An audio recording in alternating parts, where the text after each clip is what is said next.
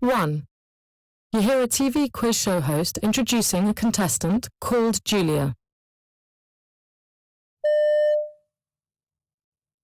And the next contestant is Julia Milroy from Surrey. She's 32 years old and she's a secretary in a travel agency. And tonight, Julia gets the chance to win our star prize, a holiday for two in Hawaii. Now, Julia, you say you and your husband enjoy football, tennis and golf, and you both love travelling to exotic places all over the world. But tonight, you've chosen to answer questions on another interest of yours, British kings and queens since 1485.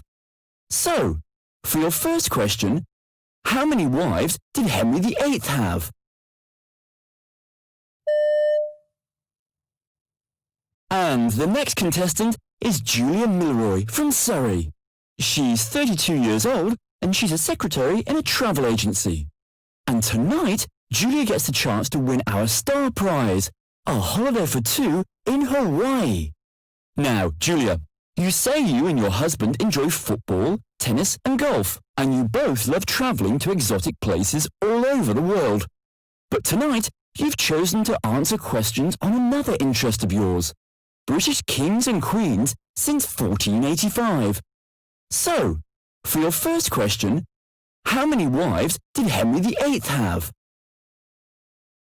2. You hear a telephone weather forecast for tomorrow. Thank you for calling the Saturn telephone weather line. Here is the weather forecast for tomorrow, Tuesday, 21st of March. During the day, it will be cloudy and overcast, but with only a 10% chance of rain. Winds will be light to moderate. It will be near freezing all day with icy patches on the roads, so take care if you're driving. There'll be a heavy frost at night with temperatures as low as -5 degrees Celsius. The long-range forecast is for snow towards the end of the week. Thank you for calling the Saturn telephone weather line. Here is the weather forecast for tomorrow, Tuesday, 21st of March. During the day, it will be cloudy and overcast, but with only a 10% chance of rain. Winds will be light to moderate. It will be near freezing all day with icy patches on the roads, so take care if you're driving. There'll be a heavy frost at night with temperatures as low as -5 degrees Celsius. The long-range forecast is for snow towards the end of the week. 3. You hear a news item on the radio about a painting by Titian. Rest on the Flight to Egypt is probably the only small-scale Titian in private hands. It was painted in 1510 and 1511, when Titian was in his early 20s. The painting's small size may well have made it attractive to thieves, as it could easily be carried away. Titian expert Dr. Paul Sherman of Cambridge University commented on the painting. It's a lovely little thing, a real gem, and it's very sad that it's disappeared. There are only a couple of other small pictures known to be by Titian. One in a museum in Bergamo, Italy, and one in the Metropolitan Museum in New York. I hope it'll be found very soon.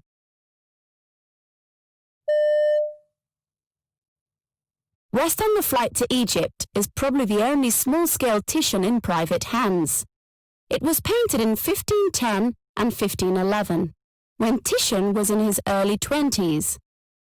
The painting's small size may well have made it attractive to thieves, as it could easily be carried away. Titian expert Dr. Paul Sherman of Cambridge University commented on the painting. It's a lovely little thing, a real gem, and it's very sad that it's disappeared. There are only a couple of other small pictures known to be by Titian. One in a museum in Bergamo, Italy, and one in the Metropolitan Museum in New York. I hope it'll be found very soon. 4. You are in an airport departure lounge, waiting for your flight to New York, when you hear an announcement. Transatlantic Airlines regret to announce the cancellation of flight TA2041 to San Francisco via Shannon, New York, and Chicago. Passengers for Ireland should go immediately to the main exit. A bus will take you to Gatwick, where an alternative flight has been arranged. Passengers for San Francisco are being transferred to flight VG365 from gate 20.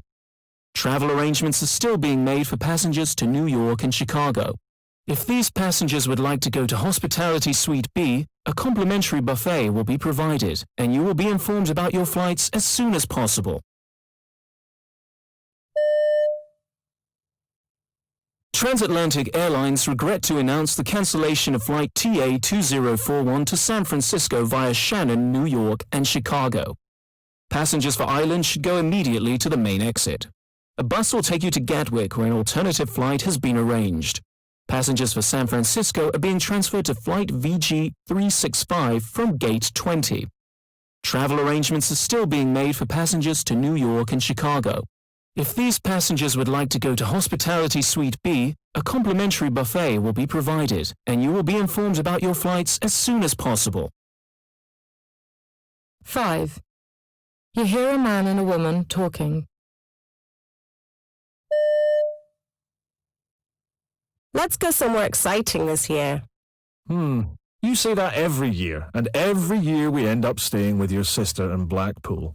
I know, but this year I want to do something different.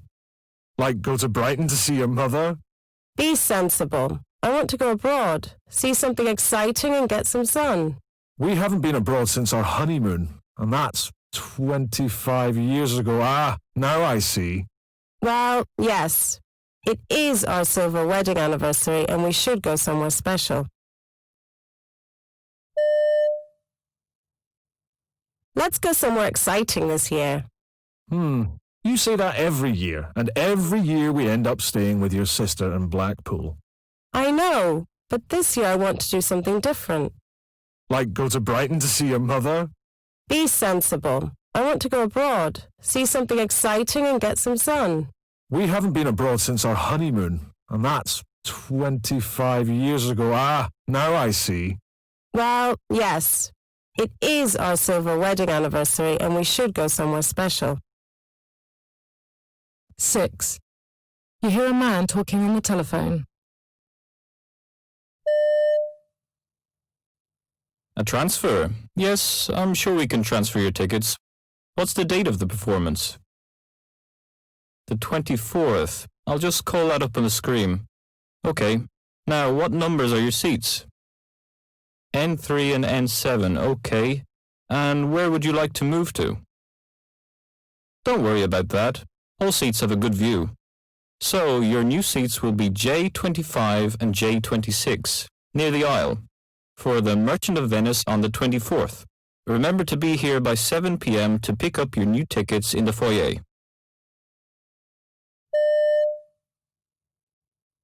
A transfer? Yes, I'm sure we can transfer your tickets. What's the date of the performance?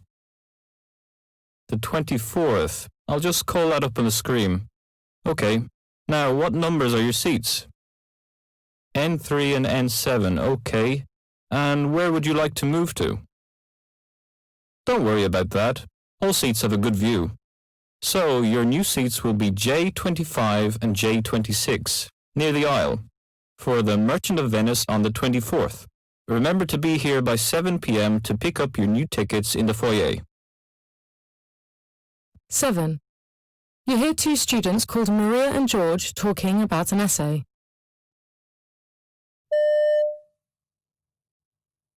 George, Yes? you know that essay we were set on economics and modern society? Oh yeah, that one. What about it? Have you written it? Oh yeah, ages ago. Why? Haven't you? Well, not exactly. That's to say, I haven't actually started it yet. Maria, so what do you want? You don't expect me to write it for you, do you? No, of course not. I just thought you might give me a few pointers, if you know what I mean. Pointers? What sort of pointers? Well, you could start by telling me which books you used, which were particularly useful, and any ideas about how I could begin my essay. George, Yes? you know that essay we were set on economics and modern society? Oh yeah, that one. What about it? Have you written it? Oh yeah, ages ago. Why? Haven't you? Well, not exactly. That's to say, I haven't actually started it yet. Maria, so what do you want? You don't expect me to write it for you, do you? No, of course not. I just thought you might give me a few pointers, if you know what I mean. Pointers? What sort of pointers? Well, you could start by telling me which books you used, you know, which were particularly useful, and any ideas about how I could begin my essay. 8. You hear a woman talking to a man about a mobile phone.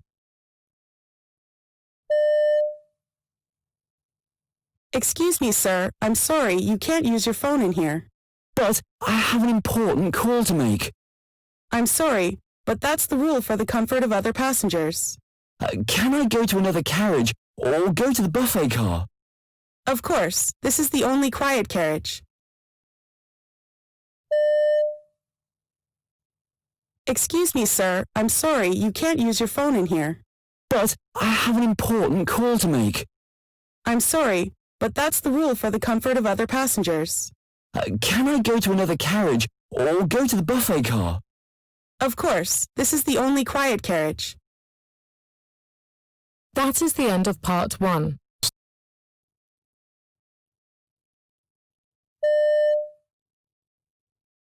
I've been visiting Marston, a quiet rural haven deep in the Suffolk countryside. A place that seems idyllic at first glance, with its green fields and quiet lanes.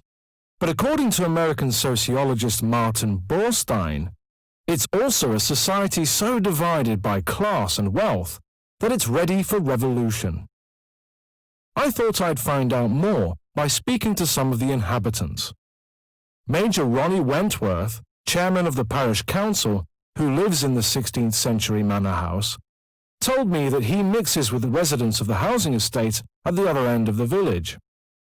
They all mix quite a bit, and that, as Marston's a small village, they all know each other.